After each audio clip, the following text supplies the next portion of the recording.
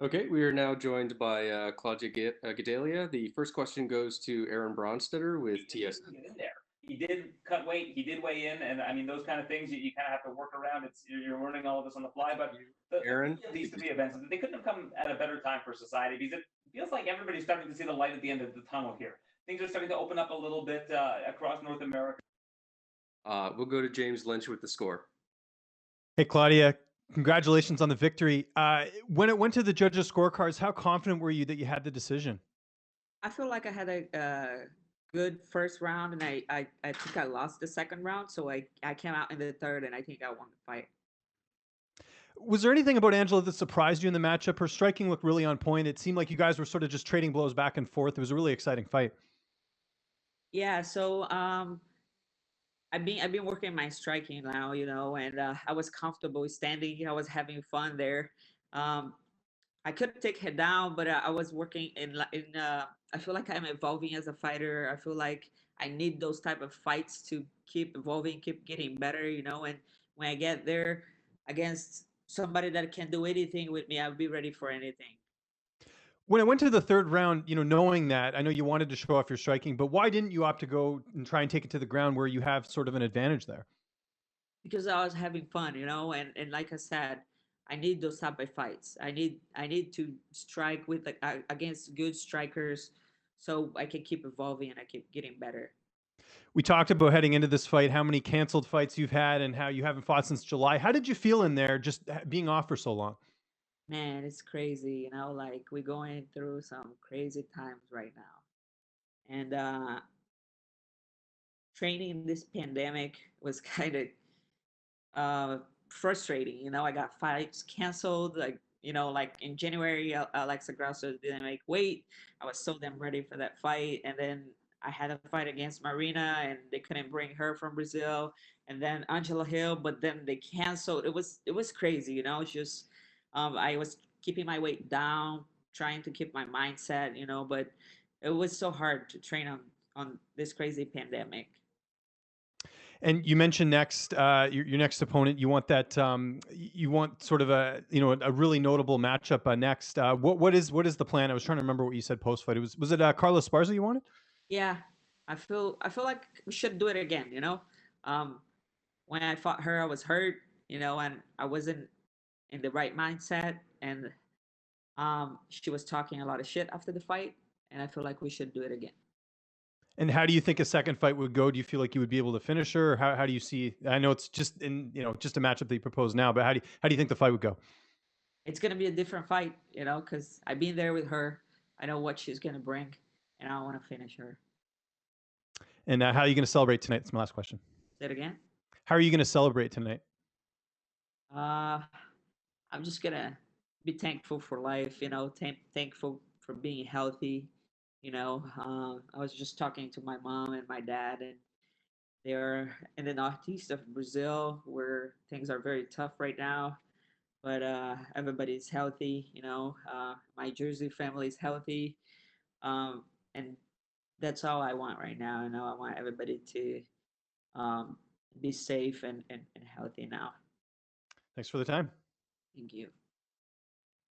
We go next to Gabriel Gonzalez with Cage Side Press. Your line is open. Hey, Claudia, congratulations. I have a question about the Carlos Esparza fight because, you got the victory in the last one. So where does the motivation come from to want to get that one again for you?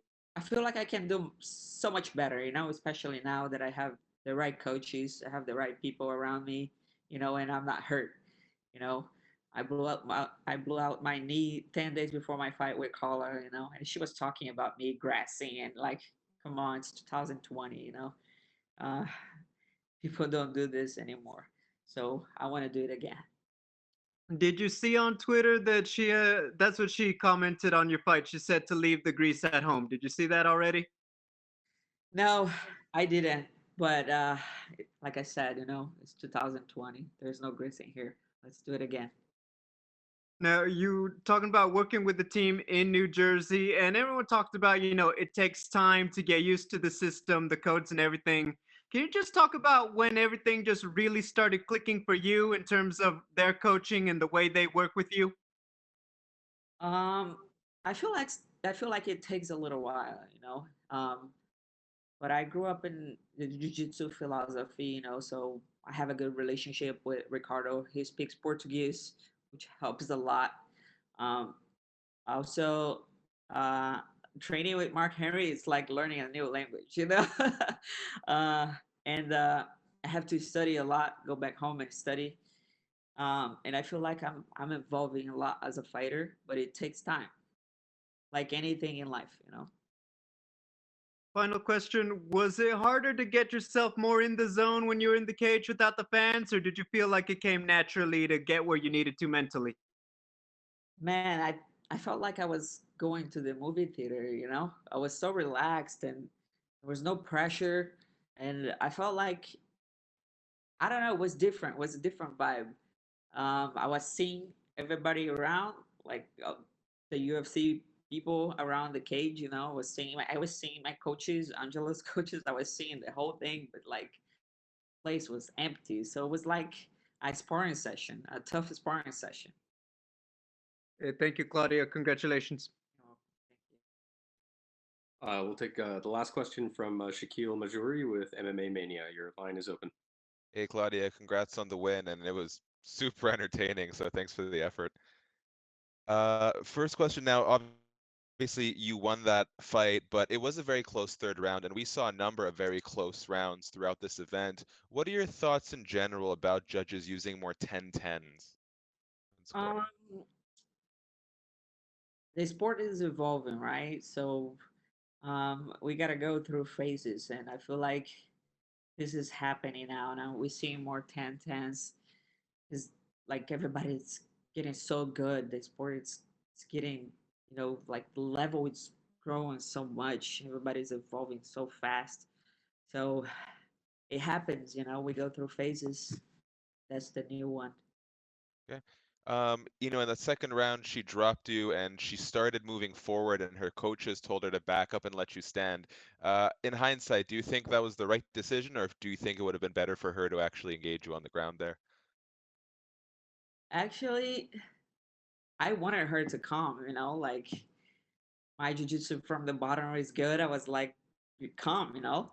But then they told her to stand, and you know, I think she won the second round, but I definitely won the first and third. And the last thing here, you've expressed how you feel like you deserve another title shot with this win, and let's say another win over Carlos Esparza. How far do you think you are from a title shot? Man, I've been in the sport for so long. You know, I'm a pioneer in the sport. I've been fighting MMA since I was 18 years old. You know, I already fought the best talent in the division. You know, and um, I had big transitions in my life. You know, like 3 years ago, I moved to America by myself to find better training. You know, and now I feel like I finally clicked. I have the right people around me, you know, and I am on my way to the title shot. But I'm gonna go back home and work a lot, fix my mistakes, you know, and this is my goal: get back in there for the title. Congratulations. Thank you so much. Okay, thank you, Claudia. You're good to go. That's it. One more. Oh.